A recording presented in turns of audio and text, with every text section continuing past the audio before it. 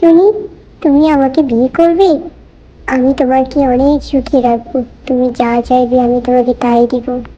না টোনা, আমি তোমাকে বিয়ে করতে পারবো না।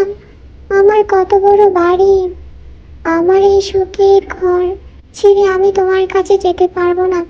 তুমি দেখেছো আমার ঘরে দুইটা সিঁড়ি, তোমার তো তা নেই। একটা ছোট্ট বাড়ি আছে, তোমার সেই ছোট্ট বাড়িতে আমার জায়গা হবে না টোনা। টোনা টুনির সেই বলা কথাগুলো চিন্তা করতে করতে আকাশের দিকে তাকিয়ে থাকে। কিছুদিন পরে দেখা যায় টোনা একটা ফুচকার দোকান দিয়েছে। সেখানে সবাই ফুচকা অনেক তৃপ্তি সহকারে খাচ্ছে। টোনা আবারও সেই আকাশের দিকে তাকিয়ে থাকে। একজন পুলিশ ইন্সপেক্টর এসে টোনাকে জিজ্ঞেস করল, আচ্ছা টোনা, তুই প্রতিদিন আকাশের দিকে তাকিয়ে কি দেখিস বলতো? উপরে একজন আছে, বুঝলি তো, সেই আমাকে সব কিছু বুঝিয়ে দেয় কখন কি করতে হবে। আমি তার উপর অনেক ভরসা করি। তাকে তোমরা কেউ দেখতে পাও না, কিন্তু আমি ঠিকই দেখতে পাই। জানি না বাবা, তুই এত এনার্জি কোথায় পাস এইসব আবুল তাবুল কথা বলার জন্য। আচ্ছা, আমি বাড়ি যাব, তুই কি এখন চলে যাবি আমার সাথে?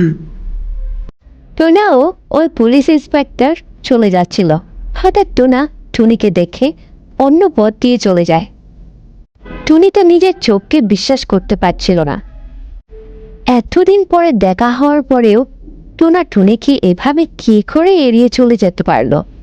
টুনি এসব কথা বলতে বলতে টুনিও টোনার পিছু নেয়। টোনা একটা আলিশান বাড়ির ভেতর ঢুকে যায়। টুনিও তার পিছু পিছু সেই বাড়িতে গেল। টুনি অনেক অবাক হয় এত বড় বাড়ি দেখে। টোনা, আমাকে মাফ করে দাও, তুমি আমাকে বিয়ে করবে? আমি অনেক চিন্তা করেছি, তুমি অনেক ভালো। আমার বাড়ি গাড়ি কিচ্ছুটি লাগবে না, তুমি থাকলে হবে টোনা।